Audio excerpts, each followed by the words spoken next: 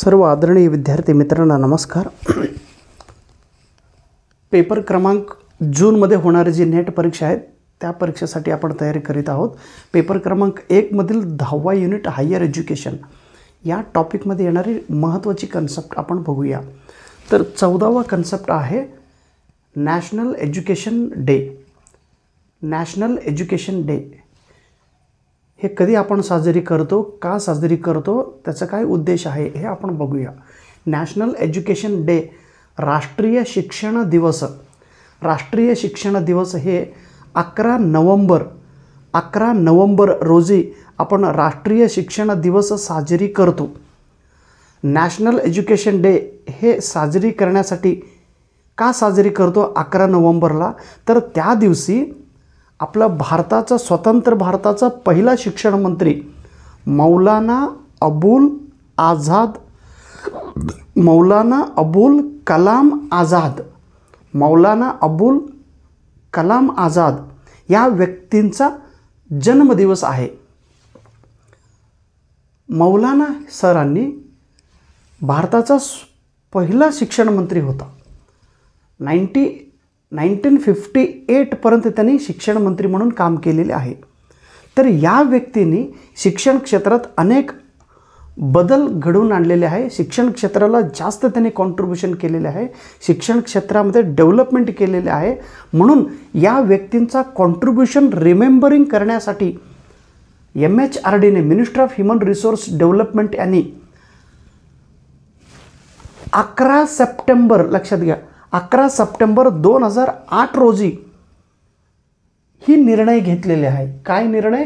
11 November या दिवशी राष्ट्रीय शिक्षण दिन म्हणून साजर करायचं असा निर्णय 2008 रोजी घेतलेले।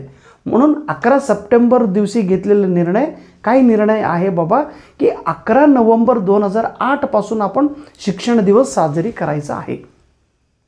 ओके, चला आता नेक्स्ट 15वा पॉइंट आहे, कन्सेप्ट आहे टाइप्स ऑफ एज्युकेशन आणि त्याचं वैशिष्ट्य काय आहे, शिक्षणाचा प्रकार आणि त्याचं वैशिष्ट्य। पहिला आहे एन्शियंट वैदिक एज्युकेशन, प्राचीन वैदिक शिक्षण पद्धती। प्राचीन वैदिक शिक्षण पद्धतीचं काय वैशिष्ट्य आहे? It is an enrichment of knowledge and experience. एनरिचमेंटमध्ये वाढवणे, ज्ञान वाढवणे आणि अनुभव, ज्ञान आणि अनुभव ह्यांचं डेव्हलपमेंट करण्यासाठी या शिक्षणाचा वापर होत होते। कोणतं? एन्शियंट वैदिक एज्युकेशनचं। त्याच्यानंतरचं शिक्षण पद्धती आहे पोस्ट वैदिक एज्युकेशन, वैदिक काळानंतरच्या शिक्षण पद्धती। वैदिक काळानंतरची शिक्षण पद्धती काय आहे तर एज्युकेशन रिझल्ट्स ऑन वाइपिंग फॉल्सहुडमध्ये फॉल्स म्हणजे आपण का चूक, फॉल्स म्हणजे सत्याचा अपोजिट असत्य, असत्याला नाश करण्यासाठी, असत्य आहे हे सांगण्यासाठी जे ज्ञानाचा वापर होतो त्या ज्ञान वाढवण्याचं कामं या शिक्षण पद्धतीने केलेले आहे। नॉलेज कशासाठी वापर केला पाहिजे आपण? जे असत्य आहे हे ओळखण्यासाठी ज्ञानाचा वापर करणे म्हणजे ह्या पद्धतीमध्ये होतो। आणि तिसरं आहे ब्राह्मणिक एज्युकेशन, ब्राह्मण शिक्षण पद्धती। ब्राह्मण शिक्षण पद्धतीमध्ये it focus on character building and self realisation. व्यक्तीचा कॅरेक्टर आपण म्हणतो ना, हे सर त्याचा कॅरेक्टर खूप चांगला आहे बघा, त्याचा कॅरेक्टर लई भोगाचं हो माणूस। कॅरेक्टर, व्यक्तीच्या कॅरेक्टर, त्याचं बोलणं, त्याचं वागणं, त्याचं चारित्र्य कसं आहे, म्हणजे चारित्र्य सुधारण्यासाठी, चारित्र्य वाढवण्यासाठी, चारित्र्याचं पावित्र्य राखण्यासाठी ब्राह्मणिक एज्युकेशन शिक्षण पद्धती फोकस केलेली आहे। आणि त्याच्यानंतर सेल्फ रिअलायझेशन, स्वतःचं आत्मपरीक्षण स्वतः करून घेतलं पाहिजे। स्वतःमध्ये असलेले गुण, स्वतःमध्ये असलेले शक्ती, स्वतःमध्ये असलेले ज्ञान, स्वतःमध्ये असलेले अनुभव हे स्वतः ओळखण्यासाठी या शिक्षण पद्धतीचा वापर होतो। कोणतं? Brahmanic education system. आणि चौथा आहे Buddhist education system. Equality was the foundation of student teacher relationship.